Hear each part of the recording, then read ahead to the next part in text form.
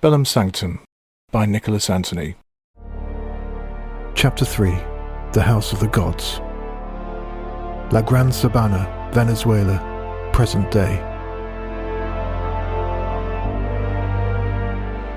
The Toyota 4x4 powered its way up the tree-lined track. Its driver, an auburn-haired 30-something, seemed more intent on the car's radio controls than the rough and tortuous route ahead.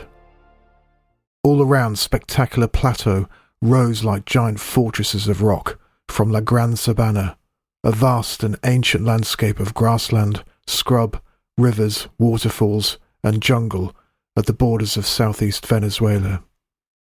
Loud bursts of static from the radio were being matched by flashes of lightning and deafening rumbles of thunder. Towering over the plateau was an enormous cumulonimbus cloud.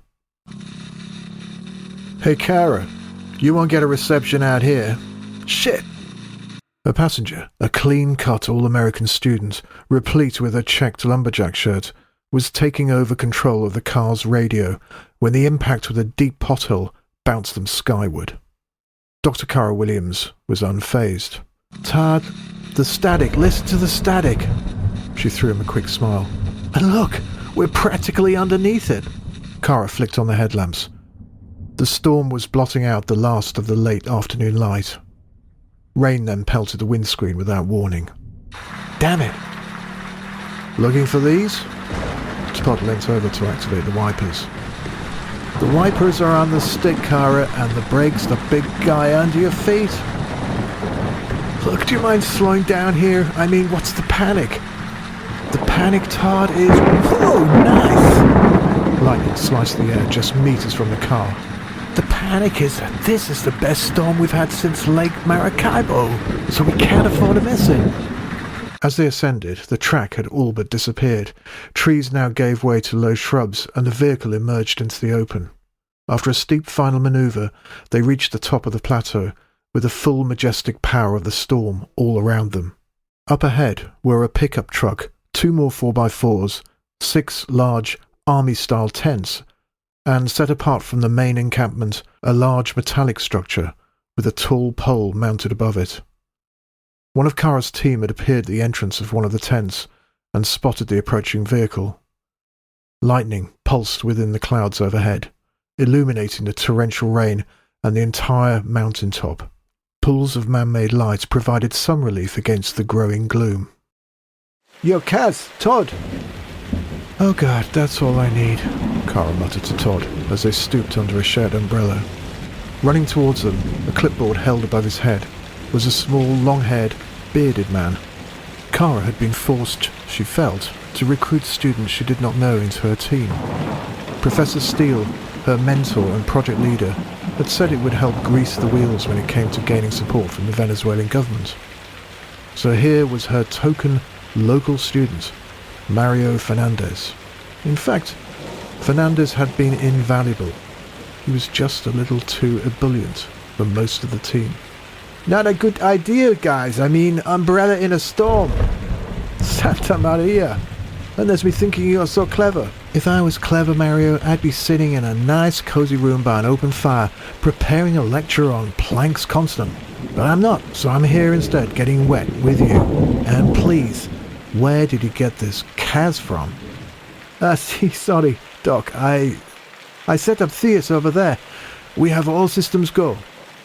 About 50 meters from the main laboratory tent stood the high-energy inductor system, nicknamed Theus. It was Kara's masterpiece. The main body of the device was around 5 meters tall and 3 meters along each of its 4 steel sides. Projecting from its top was a 10-meter lightning conductor that tapered to a point. A series of cables ran from Theus to 4 satellite-like dishes, positioned on the ground about 10 meters away. More cables ran back to the main tent. As Mario led the way, Kara muttered to Todd, "Can we get rid of this guy? Send him back to Caracas. He's way too intense."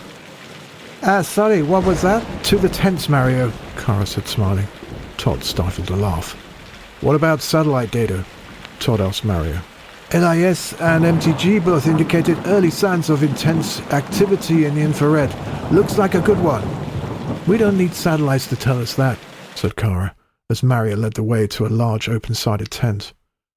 Inside were 3 men and a woman, all in their mid-20s to early 30s, stationed at computers and an array of flight-case scientific instruments. One of the team threw Kara a towel. She was standing on one of the rubberized platforms dotted around the rest of the tent's interior. Thanks, she said, as she rubbed her shoulder-length hair dry. Are we set? We're set, one of the team announced. The inside of the tent's roof was being lit up almost constantly as nearby lightning ripped through the air. The accompanying cracks and booms were almost instantaneous. None of the scientists flinched. They had all experienced storms of this magnitude many times before, and worse. A few months earlier, they had been taking measurements on a boat anchored in the middle of Lago de Maracaibo, a lake known as the lightning capital of the world, and for good reason. It lies in a unique location. Cold mountain air from the Andes descends and combines with the moist, warm air over the lake, resulting in thousands of lightning strikes almost every night. Up here, high over La Gran Sabana, they felt relatively safe. Beanie? Beanie, a petite 31-year-old with a short pixie bleach blonde haircut, began reading out a series of measurements from her computer screen.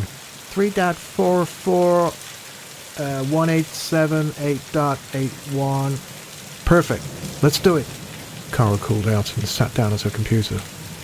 Beanie continued. 3.69, 189, 9.30, Kara called out. Activate in 3, 2, 1. Mario hit the return key on his keyboard. Theus, previously a dull, inert-looking structure, was suddenly bathed in a translucent blue light that moved like a veil caught in a gentle breeze.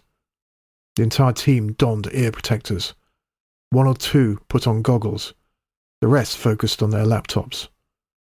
The air seemed to fizz expectantly. When the hairs on her arms sprang up, Kara knew. She closed her eyes. A fraction of a second later, a blinding, vertical bolt of lightning exploded in front of the scientists, sending out a shockwave that blew back their hair and the canvas of the tent, and rocked the tent lights hanging from the ceiling. The cracking sound started in the highest of frequencies, descending rapidly into a thunderous sub-frequency boom, and registering more than 170 decibels, came almost instantly afterwards. It was though the sky itself had been ripped in two. Seconds later it was all over. Darkness returned almost as violently.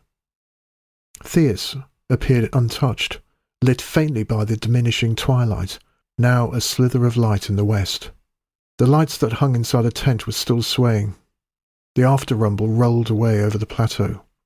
More lightning pulsed high in the cloud above and in the distance. "Welcome to the Tepuy, everyone," Mario Fernandez said. "The what?" asked Todd. "It's what the Venezuelans call the plateau," said Kara. "It means the house of the gods."